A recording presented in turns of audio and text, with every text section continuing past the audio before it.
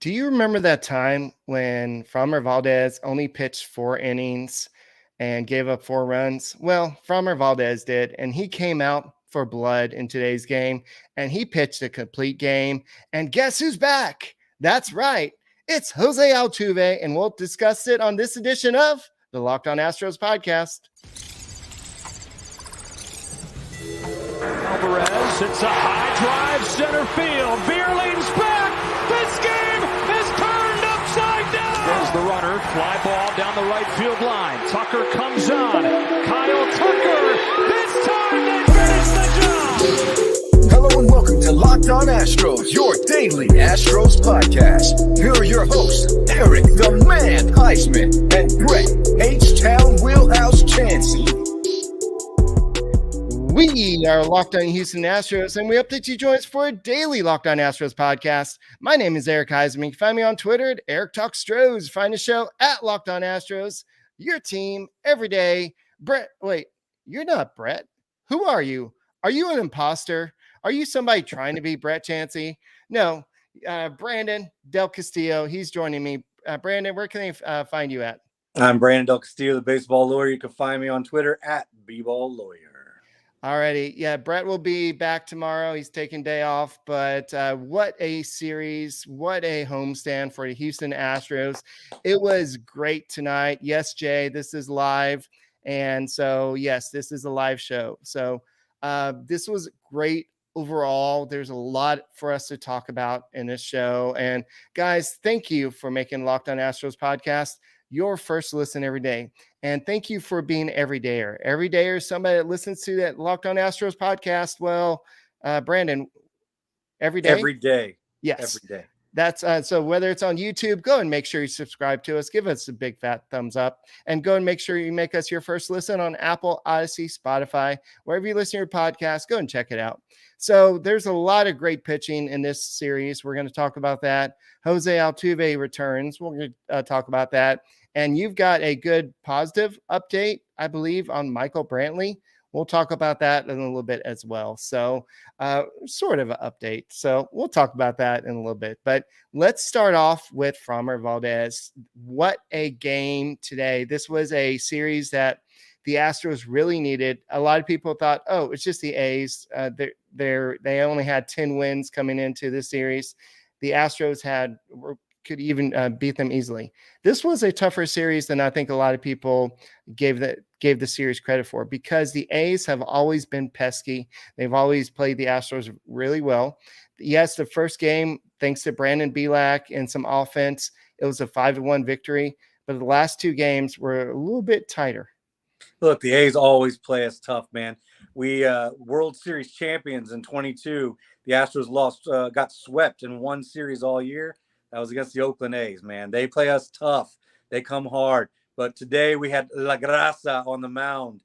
Framber Valdez went out there and shoved. He was awesome. Complete game shutout.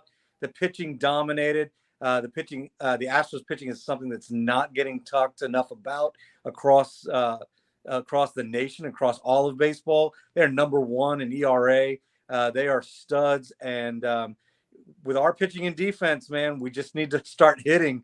And we got some timely hitting this whole week against the Cubs and the A's. And so good homestand, 6-0, off to Milwaukee on a happy flight. Yes, definitely. And Framber Valdez only lasted 4 innings in his last start. And he said that he was like determined. And let me go ahead and get this. I haven't done this in a while. I just want to go ahead and do it. Thoughts by Dusty. All right. So this is what Dusty Baker had to say. He wanted it today, especially after his last outing. He was masterful today. He really wanted it. And he went out there, pitched 9 innings. He threw 104 pitches, 64 of them were strikes, 9 innings, 4 hits, 7 strikeouts, no walks. This was a much more focused Framber Valdez. This was a guy that was determined to go the full game, and he did. And this is the Framber Valdez that without the guy, we're not going to even mention, that went to New York and is struggling over there, who's being booed over there. But this is the ace the Astros need, especially with Luis Garcia, who officially had his Tommy John surgery this week. He's going to be out until 2024, but you need Framber Valdez to extend those streaks, to break a losing streak, and that's what he did. So overall, what are your thoughts on this pitching in this whole series? Hey, man, we were talking about the A's. They've always played as tough, but it's so vital that you go out and win these games because everybody else is beating the A's. They are sweeping the A's.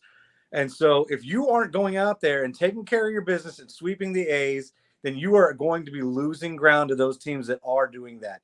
And the pitching came out, dude, Belak with that changeup on Friday was just dominant.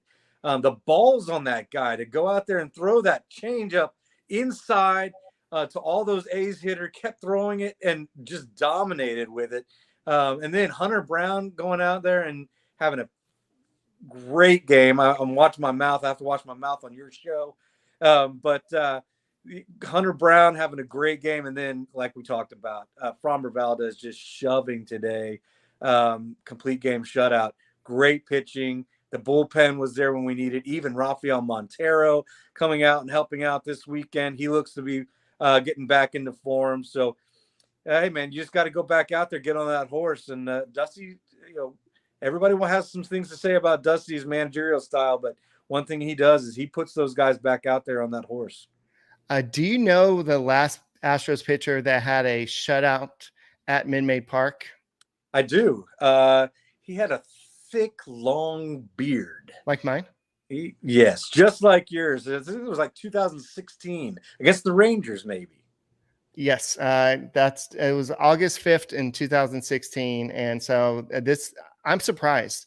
You would thought that Justin Verlander or Framber Valdez or somebody would have done it since then. But this is just amazing, just how he's even getting better as he matures and he gets to be a better pitcher. And so it's awesome. And the fact that we saw the bullpen come in and get things down. And I know I've seen Ryan Presley's intro music and everything, but sitting where I was sitting and with all the lights, the music, and everybody with the cell phones, that was just an awesome experience. And I think the Astros have done a great job with the whole lighting experience. And going to the game is just an awesome experience, especially when you go ahead and do the cannon and the train and the fireworks at the right time after somebody actually hits a home run.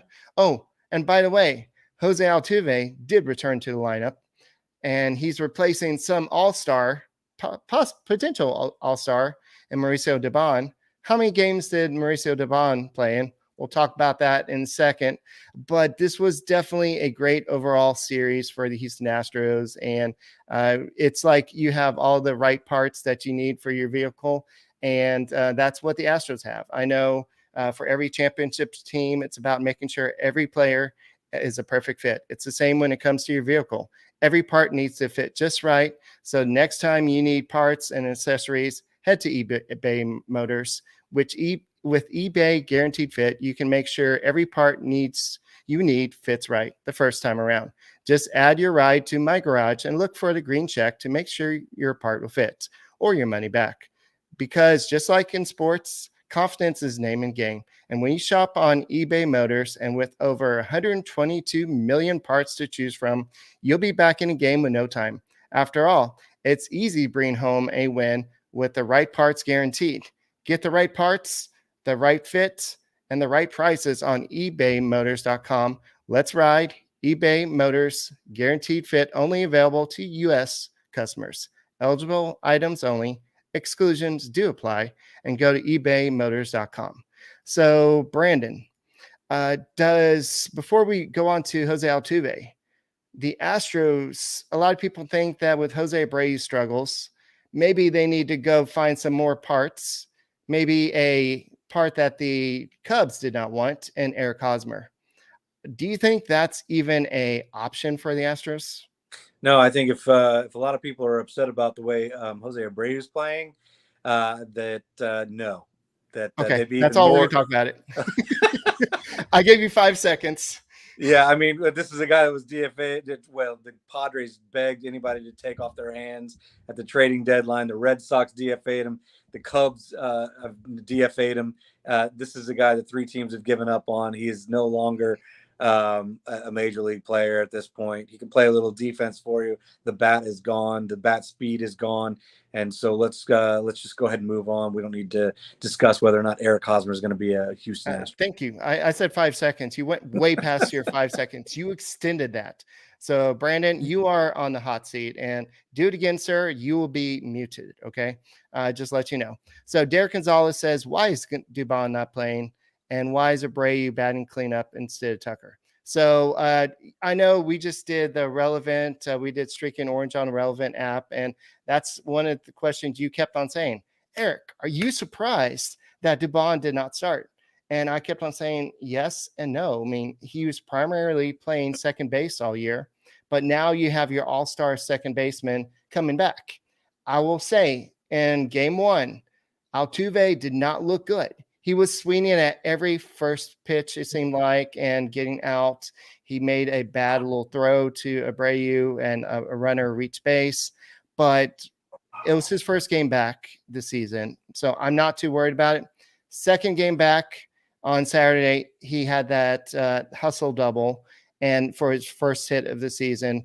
So, and then he had that almost home run that fooled everybody, including the people that shoot off the cannon and the fireworks and do all the light show, because they literally thought it was a home run. And then Altuve is just looking at the plate being like, oh, that's what it looks like. That's cool. And so, but he ended up striking out in that bat. But it's good to see him making a positive impact. And the pitcher said that they can feel his energy behind them when they're playing. And so they can tell it's different with him on the field versus being in the dugout. So let's talk a little bit about Altuve and your thoughts on why Dubon didn't play. Yeah, I mean, I think Altuve is the Hall of Famer, all-star second baseman. He's going to get the run at second base. I'm shocked, to be honest with you, that Dubon didn't play one of the games this weekend. I thought there was a chance to maybe get him in there in left field and DH Yordan, or maybe give Altuve a breather today and play Dubon at second. Not have Altuve out of the game, but put Altuve at DH and let Dubon play some second base. So I thought there was some opportunity, or DH Dubon. There were 3 different ways you could have gotten Dubon into a game this weekend. So yeah, I'm shocked that he didn't make it in. Altuve looks great. Looks like he's seeing the ball really well today. He should have been on base every at bat, if not for a horrible strike 3 called by the umpires. So I don't know how Dusty's going to plan on doing it. He's got it's a good problem to have now. You've got Chaz, Jake, and Dubon all playing well. You got to get Corey Julks some at bats. So you're just not going to take Altuve off of second base at this point. Yes, and yeah, definitely. I think if you're going to get him to hitting, you definitely need to get him playing. And so he's just a player. He's not a DH. And so it's amazing that he came back so soon, but I think that Dusty Baker knows that they need him on the field is what I was getting at earlier. And so it was good to see him with the offense as well. And in today's game, he did have another hit. He walked twice. And somebody else who's walking pretty consistent recently, he's not hitting the ball still, but you have Jose Abreu. He's drawing some walks. I'm not saying that I'm not going to go out on a limb and say he's seen the ball better, because I know you have a difference of opinion there, but maybe he's learned that, hey, if I don't swing the bat, I can't strike out. Yeah, maybe. I think what the thing is that I personally just wonder if he's maybe having some vision problems, because yes, at 36, we all start slowing down, but this is quite a jump off of a cliff from where he has been. I'm just wondering if there's maybe something going on with his eyes, with his vision, or if it's just simply his swing is completely out of rhythm. Look, Jose Abreu, I still believe, is going to be a valuable piece of this team. Right. And the only way to get him out of his funk is to keep running him out there. Now, Do we want to run him out there in the cleanup spot, Eric? I don't know the answer to that. I know Twitter and everybody in the world is going to say no to that. We have won 7 in a row. Despite that, he has, like you said, he's been walking a little bit more, maybe recognizing what they're trying to do, which is just jam him fastballs inside. And so now if he's finally laying off of those, he will get a lot more walks, hopefully, and not as many double plays with the bases loaded. Dubon, another option could be. You and I talked about it earlier, Eric. Could be an option at first. What do you think about that? I mean, you're going to try to get him in for some playing time. Yes, he can play every position in the field, in left field. In the outfield. Sorry, not left field, but his primary position is probably center field. I'm sure he can play left field mostly. I think they'll be a little bit hesitant to put him in right field. I don't know if he has the arm for right field, but maybe he does. I think that was the whole purpose for him being in center field. So maybe they could put him in right field to give Kyle Tucker a day off. He could play shortstop. He could play second base. If they're trying to teach him first base, maybe that could be an option. But at this point, unless there's an injury, he's probably going to be a super utility guy, somebody that you throw in, which is why David Hensley was expendable. And like we talked about on Streak and Orange, is the fact that David Hensley is somebody that the Astros still think has a future with them. So riding on the bench is not going to do him any good. So he needs some playing time. So I think that's why he went down to AAA. And Cesar Salazar is what he is. He is a backup catcher. The Astros are like, if he succeeds in his limited opportunity, great. If he doesn't, he's not his future. The plans for him aren't that big, I guess. Yeah, I think it's really, this season's really all about, you have Maldonado under contract. You want to get Yiner and Cesar Salazar a Maldonado tutorial, right? You want them learning from Maldonado the game preparation, running the team meetings prior to each series, how to run a team meeting, how to set up batters, how to have a game plan, so all of those are very important. Corey Lee came up last year, had his tutorial with Maldonado, and now he is trying to get at bats because that's what he needs. He needs to be down getting everyday at bats, catching all those pitchers, and right. Now all three of those guys will have that experience learning behind Maldonado when the time comes next year. Yeah. For those of y'all asking, no, the Astros cannot send Jose Abreu down to AA unless it's an injury situation. There's such things as options, and Abreu, because he's a veteran guy, he no longer has options to go down AAA. He can voluntarily go down there if he wants to, but I don't think he's going to do that. And a lot of people are asking about Drew Gilbert. Yes, I think there's a chance. If there's some injuries later this year, you could see him up. Just remember that you don't go to the 40-man roster like you've done in past. They may expand rosters to 28 players, and the Astros have Corey Julks, who may be going down once Michael Brantley is ready to come back. We'll talk about Michael Brantley update in a second, and we'll talk about Lance McCullers in a second. But before we do that, let's go ahead and talk. What are your thoughts about Drew Gilbert? Do you think we see him this year? I mean, no, I don't. Do I want to see him? I'd love to. That would be fantastic if we do. I think it's too soon. But it's not a totally 0% chance, but it's pretty close. It's probably like 2% chance we actually see Drew Gilbert. He's probably gonna have to have at least another 100 at bats at AA. Keep showing that you really want to see those guys struggle at some point in the minor leagues and be able to work out of their struggles, down there. So that when they do struggle in the major leagues, because look, it's a hard game. Everybody's going to struggle. Ask Jose Abreu. But when they do struggle, shots fired. You want them to be able to learn how to get out of those times you're struggling. And the great players are not. They're able to keep the struggles to a smaller amount. shorter time period. So, yeah, I do definitely think we'll see Drew Gilbert in AAA this year, probably in June. I mean, not June, but July or August. And will it be enough time to get him 100 at bats in AAA?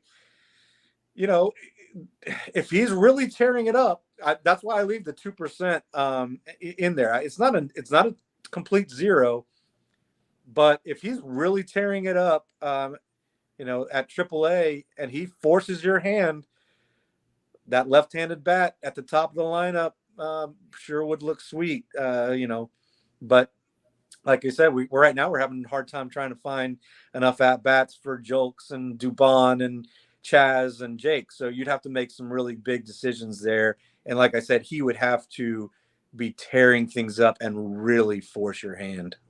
Right. So what Brandon's saying is that it's so rare that Jose Abreu is struggling, and he thinks that he's the all-star. And this episode is brought to you by Sorare. It's a revolutionary fantasy baseball game, and it's transforming fans into owners with officially licensed digital cards featuring players from across baseball with all 30 MLB teams. Do you want to go ahead and have a lineup full of Jose Abreu's? Go ahead. Unlike other fantasy baseball platforms, Sorare managers truly own their fantasy experience, collecting, buying, selling, and competing with other player cards against global opponents to win epic rewards. Win or lose, you still own your cards, so there's no cost to play.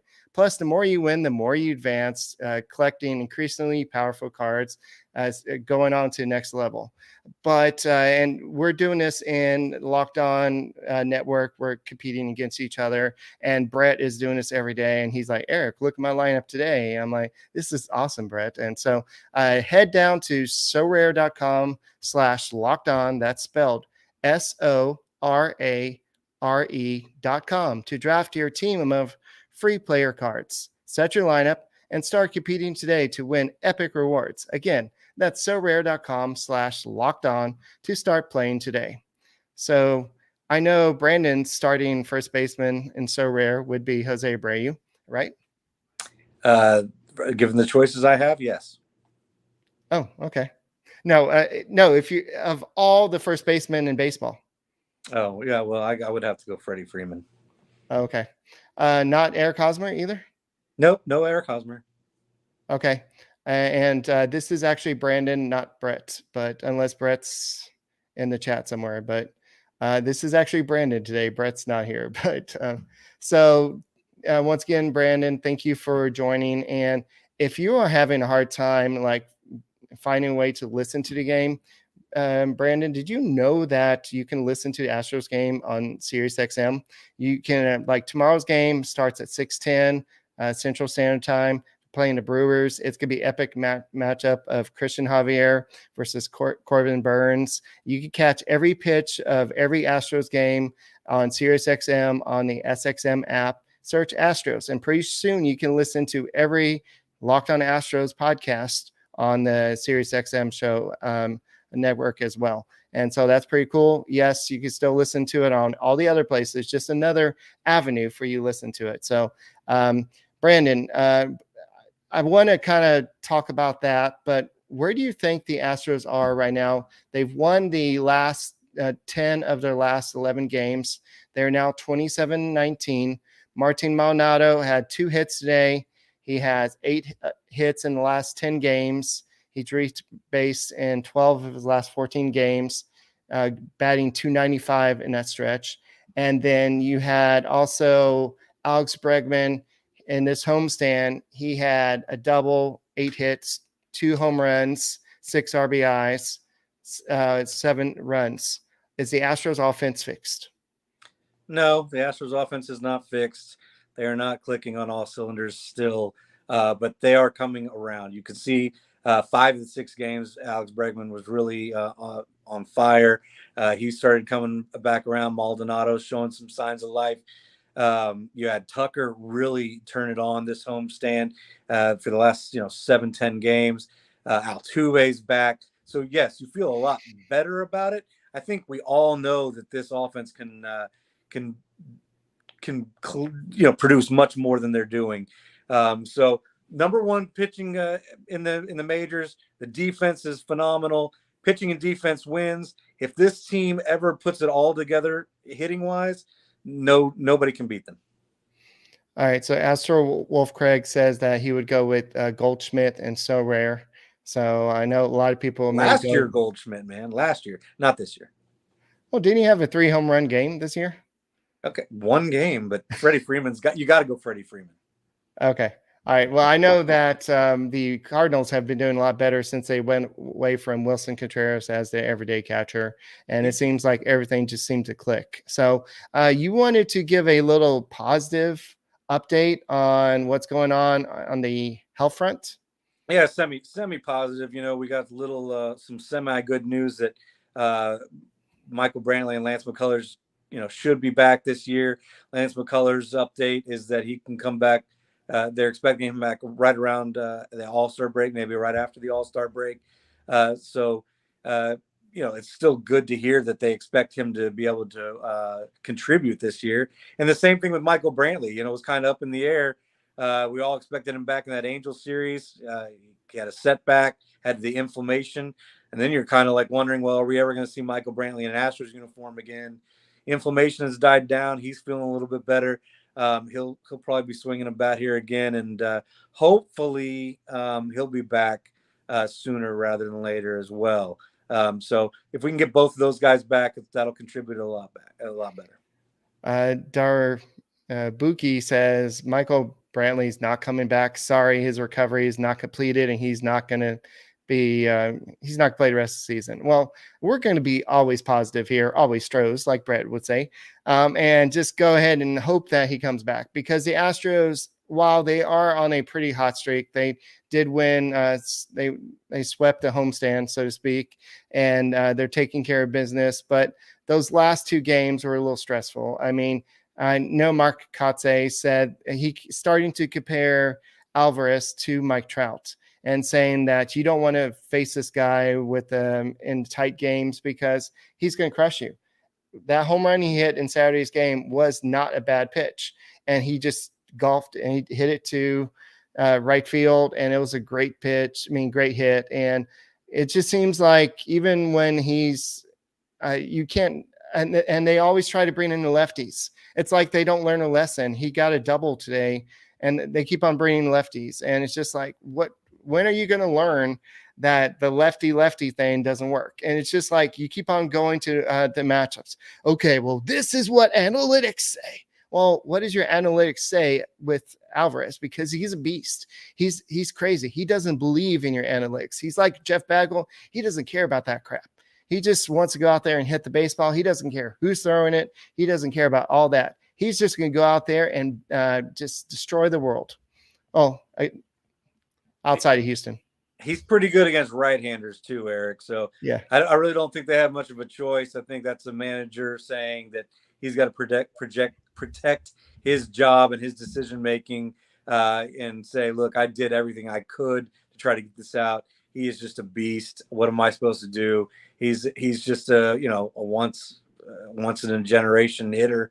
That ball he hit out the other day was from a lefty coming across the plate, low and away, would have been a perfect pitch on the bottom outside corner, and Alvarez just went down and got it and hit it in the second deck. He's just a special hitter. So right-handed, left-handed, it doesn't matter. Yordan's going to get him. Yes, definitely. So this is what actually Kotze said. He said he's one of the guys in the lineup you can't let beat him.